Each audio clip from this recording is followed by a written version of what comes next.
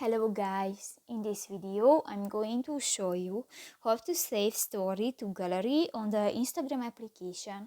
But first of all, I just want to mention, please don't forget to subscribe to our channel because at 100,000 subscribers we are going to show you our YouTube revenue statistics and growth strategy, how to make money online. So let's jump into it. First of all, open the application on your device.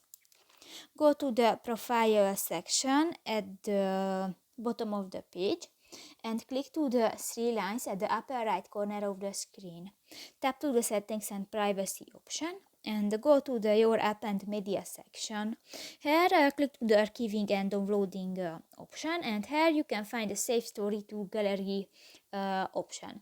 And if you want to enable, just click to the next white circle and done. So that's pretty much it for this video guys. See you in the next one. Bye bye.